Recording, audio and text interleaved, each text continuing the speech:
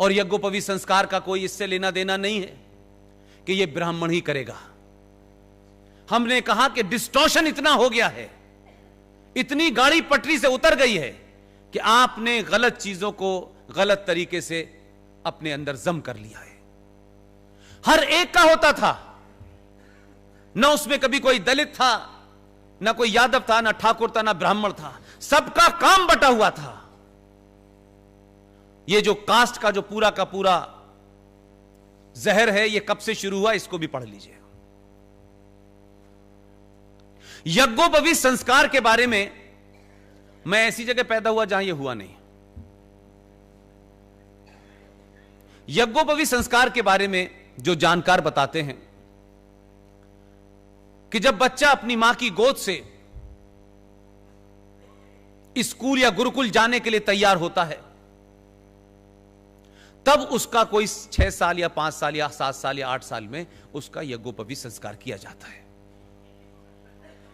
उसके पीछे थ्योरी क्या थी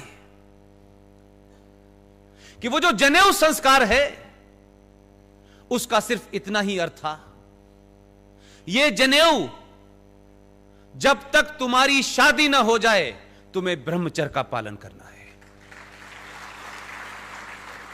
और फिर वो बच्चा गुरुकुल पढ़ने जाता था।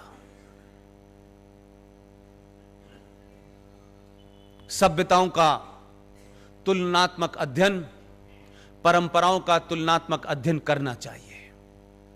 जिस उम्र में आपके यहां यज्ञोपवीत संस्कार होता है और बच्चे को यह बताया जाता है कि ये जो लड़की है, जो छोटी है, बड़ी है, ये मां है, ये बहन है, ये सब सिर्फ तुम्हारी मां है, बहनें हैं, उसकी आंखों के अंदर उसके अलावा कोई दूसरी तस्वीर नहीं पैदा होती।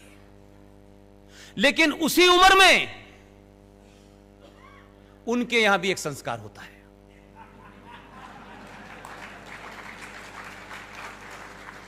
जो लोग सभ्यताओं की बात करते हैं, मैं सभ्यताओं में खुले में बात कर रहा हूं। उस संस्कार में क्या होता है यह सब आपको पता है। फिर आप उससे उम्मीद करते हैं वो उस तकलीफ को पूरी उम्र याद रखता है और बदला लेने के लिए वो कुछ भी करता है। दो सभ्यताओं का फर्क है। कम से कम कुछ लोग जो उस वक्त ईमानदार थे, लेकिन हमारे यहां की बौनी राजनीति ने सत्ता का अपना एजेंडा था, उनसे आज आप नफरत कर सकते हैं। लेकिन पढ़ा लिखा समाज किसी भी चीज को तथ्यों के आधार पर बात करता है। 1946 में चुनाव हुआ भारत में। एक पार्टी थी ऑल इंडिया मुस्लिम लीग, आप सब जानते होंगे। उस चुनाव में मुद्दा यह था कि भारत का विभाजन होकर के पाकिस्तान बनना चाहिए कि नहीं बनना चाहिए। 475 सीटों में ऑल इंडिया मुस्लिम लीग को 425 सीटें मिली। मोरलेस भारत के 99% मुसलमानों ने भारत के विभाजन के हक में वोट दिया। मुल्क बढ़ गया, लेकिन यहां से 2% लोग नहीं गए। यहां तक भी ठीक है। यह मैं इस रेफरेंस में लेके आना कहना चाहता हूं जाके आप आज की स्थिति को बेहतर समझ पाएंगे। ऑल इंडिया मुस्लिम लीग के ऊपर 1947 के बाद बैन लगा। आप सबको आरएसएस के बैन लगने का तो पता है, इसके बारे में तो बहुत बताया जाता है।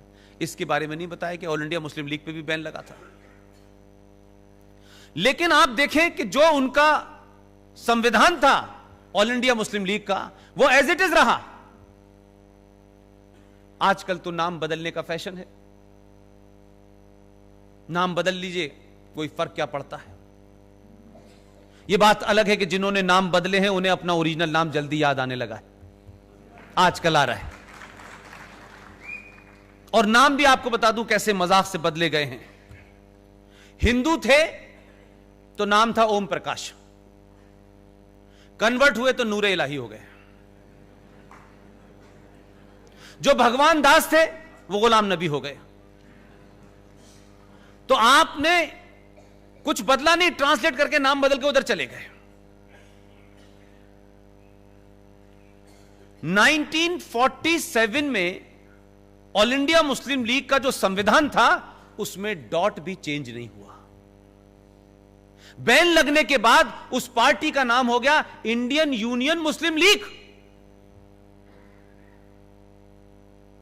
यह रेफरेंस इसलिए लाना जरूरी है, पूरे देश में उस जमाने जिन्ना साहब और खलीकुज़्ज़मा जो प्रेसिडेंट थे उस वक्त मुस्लिम लीग के, सबने ढिंडोरा पीट पीट के पूरा देश में कहा पाकिस्तान बनेगा, पाकिस्तान बनेगा, मुसलमानों के लिए बनेगा। जिन्ना की हिस्टोरिकल तकरीर है,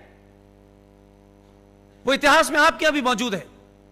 उन्होंने कहा हिंदू और मुसलमान दो अलग अलग कौमें हैं, इनका नजरिया अलग है, इनकी सोच अलग है, ये कभी एक साथ नहीं रह सकते। इस बुनियाद पर टू नेशन थ्योरी खड़ी हुई। वो क्या हालात हुए, कैसे हुए, मैं उस पर नहीं जाना चाहता, लेकिन एक मुल्क बना मजहब के नाम पे। लेकिन कमाल यह है कि जिस मुस्लिम लीग ने भारत के विभाजन के लिए मैंडेट मांगा, भारत का विभाजन किया, पाकिस्तान के उस रेजोल्यूशन को पास किया, उस सब के बाद थोड़ी देर के लिए 1947 से 2019 में आ जाइए, भारत की पार्लियामेंट में एक घटना घटी। कुछ लोगों के लिए वो दुर्घटना है। ये सिटीजन अमेंडमेंट बिल जो था, इस पे चर्चा हुई, आप सब जानते हैं पार्लियामेंट के अंदर हर पार्टी का टाइम होता है, वो बोलते हैं।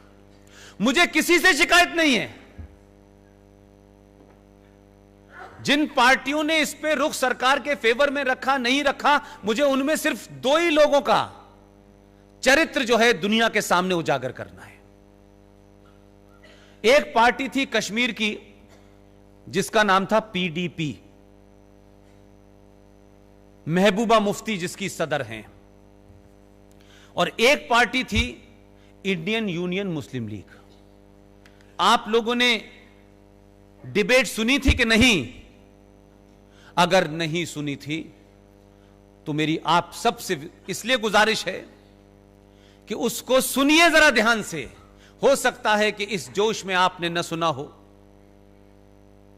कि बिल तो पास हो ही गया, अब देखेंगे, इस चक्कर में आपने तकरीर नहीं सुनी। लेकिन वो तकरीर इतिहास में जाएगी। जो पढ़ा लिखा समाज है उसको उस भाषण को सुनना चाहिए। किसी मीडिया के लोगों ने, किसी ने सवाल नहीं किया, किसी ने उस आदमी को, उस पार्टी के लोगों को अपनी डिबेट में नहीं बुलाया।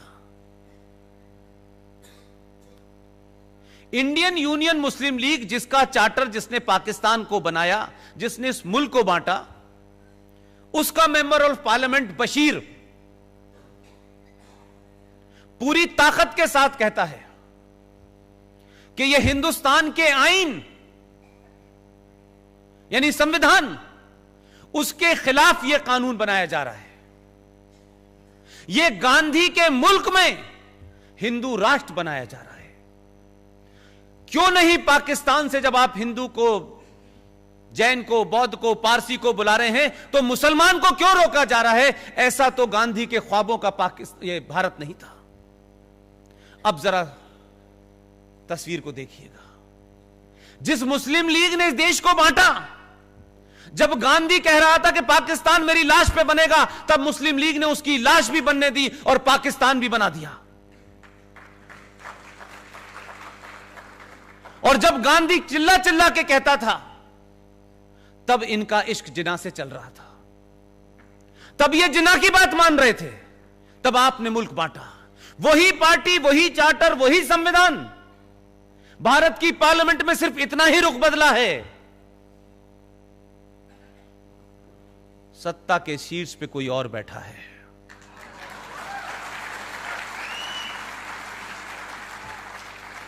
आप कैसे बदलते हैं तो गिरगिट भी रंग नहीं बदलता इतनी तेजी से। तो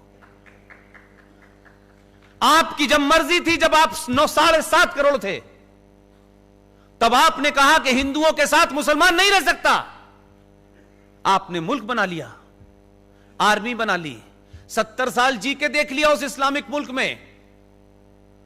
जैसा भी दिया, 21 लाख लोग रिकॉर्ड पे मारे गए हैं इस देश में, पार्टीशन में मारे गए हैं। उनके